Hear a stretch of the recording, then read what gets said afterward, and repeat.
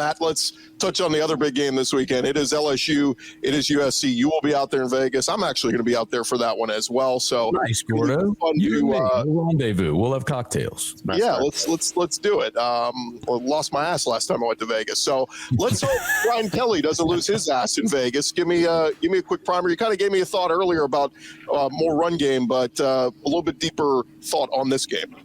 These two teams are interesting because they really are mirror images. I've joked all offseason. It's kind of like the Spider-Man gif where they're pointing at each other, the Spider-Man.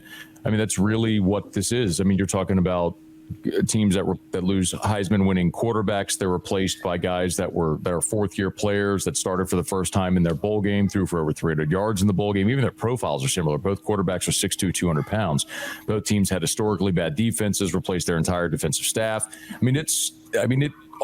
You could go look at any preseason conversation about USC or LSU, redact the names of the players, the teams, and just read the context, and you wouldn't be able to tell if it was LSU or USC.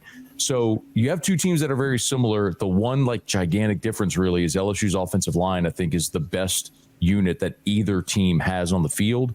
And so if they decide to line up behind that offensive line and run the ball and play some ball control, I think that's probably LSU's best advantage in this ball game. Boy, if they try to get into a score fest, that's dangerous territory with the Lincoln Riley offense. And I don't know that that's too favorable for LSU if they try to do that.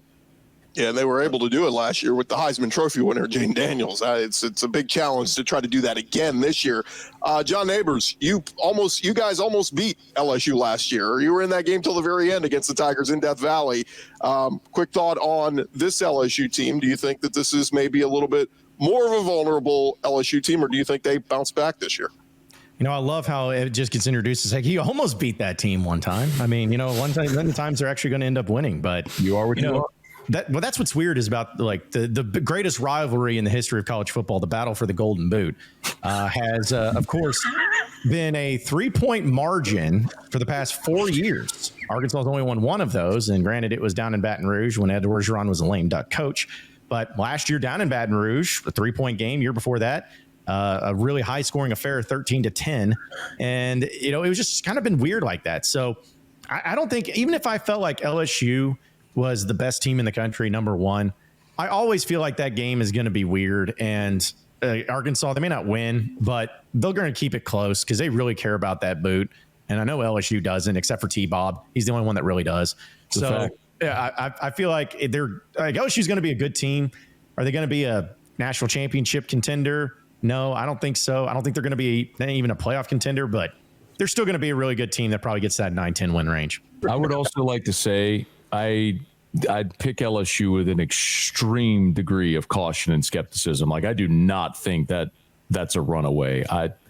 I think this is like a field goal game. The line is coming down. It's like one of the only ones that's moved, and it's moved like a late money is sharp money, friends.